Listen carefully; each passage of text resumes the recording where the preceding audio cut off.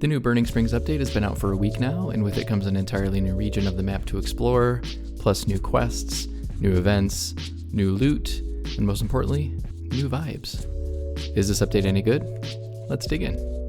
Before we get into it though, let's address the elephant in the room. I wouldn't be doing my job if I didn't address the server issues and bugs that occurred with this update.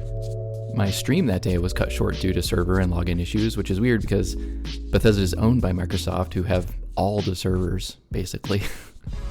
Personally, I've also experienced a few of the major bugs that Bethesda has commented on in their recent update, notably the location challenge not working, and my 7,600 camp decoration challenge resetting, which is a bummer.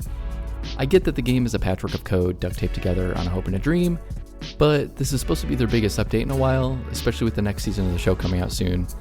They need to figure this out sooner or later, and this isn't even the first time a launch has had issues like this.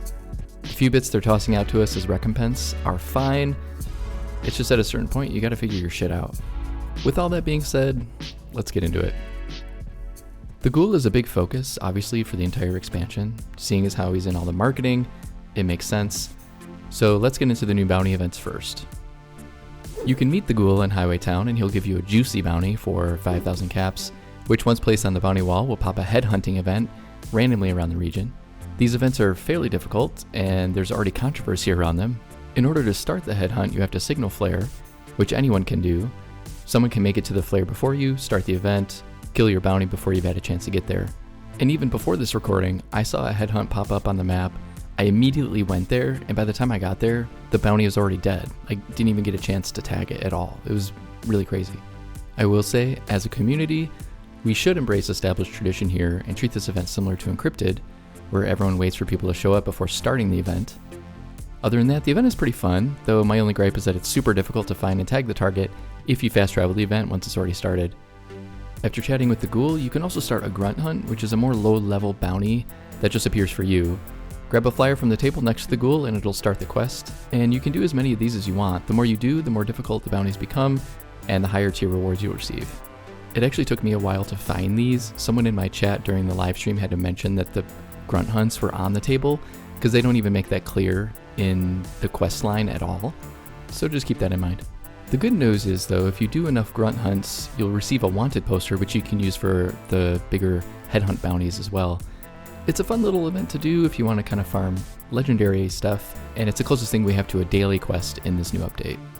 Overall, the bounty hunting events are a nice addition to the game. I really enjoyed both types of bounty hunts, although the gameplay isn't super deep. Just go to a location and shoot everything.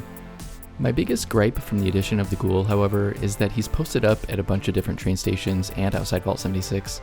It really kind of takes away from the immersion and mystique of the character. It would have been better if he was added as like a random encounter, taking down a bounty himself. Seems like a decision that was kind of handed down from the suits and not the devs, but seeing as how a lot of people may pick up the game once Season 2 of the show kicks off, it makes sense to have him front and center, but it just doesn't quite feel right to me. Okay, now it's time to get into the quest lines. I'm not going to talk in too much detail about them, but if you don't want any spoilers, head to this time code.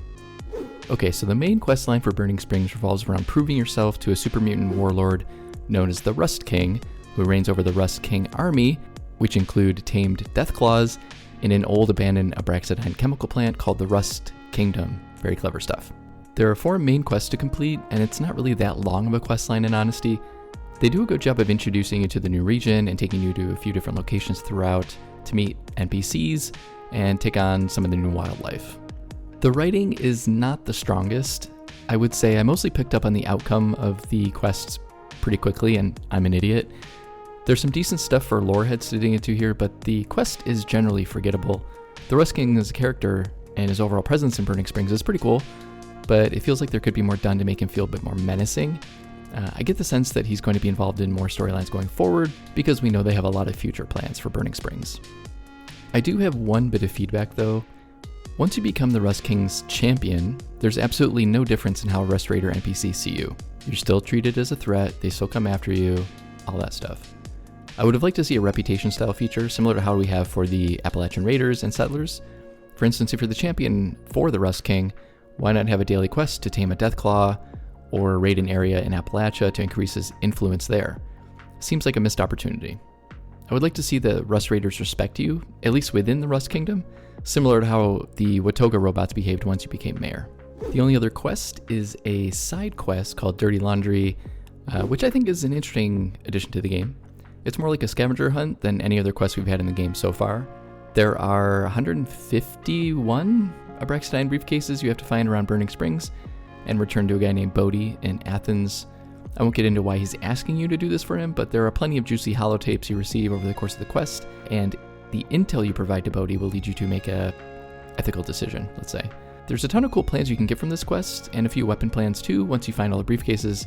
Overall, it's a nice addition to the game, and it'll get people to kind of explore every inch of the map to find these. Luckily, they emit a soft red glow and a beeping noise, which makes them easy to locate once you're close enough, and there's probably already a guide out there somewhere where you can look to see where they all are. In addition to the player-initiated Bounty Hunt event, there are 2 new public events, Gearin' Up and Sinkhole Solutions. In Gearin' Up, you help the Rust Raiders equip and armor a tamed Deathclaw so we can battle other creatures, but it's your job to keep it alive the entire time and help defeat waves of enemies. It's a very fun event and plenty of enemies to take down, with basic and legendary loot to grab. I feel like I'm drowning in legendaries after this update though, but I suppose there are, worse issues to have. In Sinkhole Solutions, you use a big thumper to draw out rad scorpions from their nests at the bottom of Tycoon Lake. You, again, fend off waves of enemies, in this case burning rad scorpions, by destroying their nests, culminating in a big fight with a new bleached agua at the end. This is another super fun event, and overall the environmental design is really cool, with the flaming geysers and fiery aura. Definitely head over once you see it pop, but you might want to wait for a few others to join before kicking it off. It's actually been very hard to review these, since Bethesda didn't really see fit to make these new events pop in the hour like they did with every other new event in previous updates. I'm a little disappointed since they're both pretty fun, and overall these 2 new events are great additions to the growing list of public events that we have currently running. In my entire time playing this whole week, I've only played Gearin' Up once and Sinkhole Solutions once. They don't pop at all, and it's very frustrating. Because they both drop some really cool camp plans, and I want them. So Bethesda, if you're listening, what the hell? Kick these off. Let's go. With the new Burning Springs update, we also get some new flora and fauna. The rad hogs are a great addition to the game. They're all over the region and can appear as random event spawns as well. Cook them up to make grilled rad hog chops, or complete the Burning Springs challenge to unlock rad hog burnt ends. Tasty.